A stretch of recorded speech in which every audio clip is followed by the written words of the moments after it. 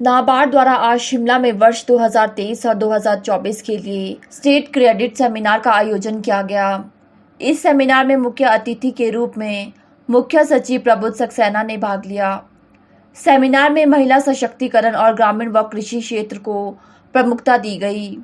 Seminar में प्रदेश में जिला स्तर पर बैंकों के सीडी रेशो को सुधारने पर भी बल दिया गया।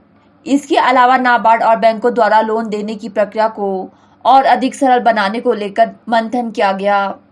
कंडक्ट करते हैं, एक एक्सरसाइज करते हैं डिस्ट्रिक्ट लेवल पे, जो कि अगले साल हमारा जो 1 अप्रैल से जो एग्रीकल्चर और प्राइवेट सेक्टर लेंडिंग के लिए जो हमारा टारगेट होगा, जो हम बैंकों को देंगे, रिजर्व बैंक और कमर्शियल बैंक्स को इम्प्लीमेंट करने के लिए देंगे, उसके लिए हम एक्सरसाइज करते हैं फील्ड लेवल से। अब क्या हुआ है कि 2-3 महीने से जो एक्सरसाइज की है, हमने इसको कल्मिनेट किया एक स्टेट फोकस पेपर में, जिसको आज हमने डिस्कस किया। तो अगले साल के लिए हम कह रहे हैं कि जो हमारा पोटेंशियल है, जो फील्ड लेवल पे पोटेंशियल अवेलेबल है, उसके अगेंस्ट हमारा रफली 32,000 करोड़ का टारगेट होना चाहिए प्राइवेट सेक्टर लेंडिंग के लिए। तो ये टारगेट एक, क्योंकि कंसल्टेटिव प्रोसेस है, इसको हम डिस्कस कर रहे थे। इसमें डिस्ट्रिक्ट लेवल पे हम डिपार्टमेंट्स बैंकों के साथ डिस्कस करके आए हैं। अब ये हमने स्टेट लेवल पे इसको समन्वय किया और इसको लॉन्च किया। सर कितना एनहांसमेंट हम पिछले के मुकाबले जो पिछला हमारा ये था, जो 29,000 करोड़ के करीब था, ये 9%, 9.5% के करीब ग्रोथ रेट है अभी। सर, इसमें जो व्याख्यान आए हैं अभी तक, उसमें महिला सशक्तिकरण को लेकर फोकस करने की बात कही गई है। किस तरीके से पूरा प्लान रहेगा? महिला सशक्तिकरण में हम दो चीज़ों पे ये करते हैं। एक तो कि जो हमारा जॉइंट लायबिलिटी, जो संयुक्त देखता समूह है, ये बनाते हैं हम डिस्ट्रिक्ट लेवल पे डिफरेंट एजेंसीज से, जो कि महिलाओं के साथ काम करते हैं। दूसरा, हम काम करते हैं महिलाओं के साथ उनकी स्किलिंग करने के लिए, उनका डिफरेंट प्रोडक्ट्स बनाने के लिए जो वो बनाना चाहती हैं, जिसका लगता है उनको कि मार्केट है, उसकी स्किलिंग के लिए हम माइक्रो एंटरप्राइज और हमारा जो दूसरे प्रोडक्ट्स हैं उसके साथ हम उनकी स्किलिंग करते हैं। इसके अलावा हम इनको प्लेटफॉर्म देते हैं अपने प्रोडक्ट को बेचने के लिए और विजिबिलिटी देने के लिए डिफरेंट एग्जीबिशन और मेलास में।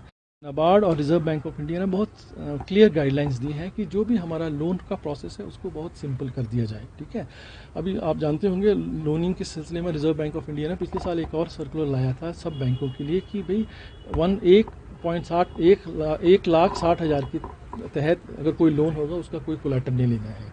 तो ये जितने भी हमारे जो किसान हैं या जितनी भी महिलाएं हैं, इनकी क्रेडिट रिक्वायरमेंट इससे ज़्यादा नहीं होती हैं। तो पहला जो होता था इशू कि भाई आपके पास सिक्योरिटी नहीं है तो बैंक लोन नहीं देते थे, बट अब बैंक बहुत बढ़ चढ़ के लोन देते हैं, क्योंकि जो स्कीम्स हैं और जो गवर्नमेंट की डायरेक्शन है वो बहुत फ्लेक्सिबल कर दी गई हैं। अब हो ये रहा है कि अब बैंक लोगों के पीछे या महिलाओं के पीछे जा रहे हैं कि आप हमारे से लोन लीजिए, ये सिस्टम आ गया है अभी।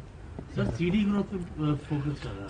सीडी रेशियो में इसलिए फोकस कर रहे हैं कि अगर आप देखें जो हमने प्रेजेंटेशन किया, जितना अगर एग्रीकल्चर का अगर आप पिछले साल का 8,855 करोड़ का डिसबर्समेंट हुआ है, इसमें 82% डिसबर्समेंट जो है क्रॉप लोन है, मतलब खेती पैदा करने के लिए लोन दिया गया है, और 18% जो है वो टर्म लोन है। टर्म लोन क्या होता है कि टर्म लोन 1 साल से ज़्यादा 5 साल 7 साल के लिए होता है। तो अगर जो लोन 5 साल 7 साल के लिए है, इसका मतलब उसका आउटस्टैंडिंग ज़्यादा देर तक रहेगा। तो अगर बैंक इसके ऊपर फोकस करेंगे तो क्या होगा, आउटस्टैंडिंग बढ़ता जाएगा। जब आउटस्टैंडिंग बढ़ता है तो जो बैंकों का सीडी रेशियो वो बढ़ जाता है, तो बढ़े। तो अभी ये सिचुएशन है कि 8 डिस्ट्रिक्ट हैं 12 में से जिनका सीडी रेशियो 40 से कम है, जबकि हमारा जो सीडी रेशियो नेशनल लेवल में जो प्रिस्क्राइब्ड है वो 60% है। तो जब कहते हैं कि अगर 40% से नीचे किसी भी डिस्ट्रिक्ट में सीडी रेशियो हो तो उसमें हमारे को स्पेशल कमेटी बनानी है इस चीज़ को एड्रेस करने के लिए। तो हर एक स्टेट में सब कमेटी ऑफ डीसीसी बनी हुई है, जो कि लो सीडी रेशियो के इंटरवेंशंस क्या हो सकते हैं उसके लिए मंथन करती है।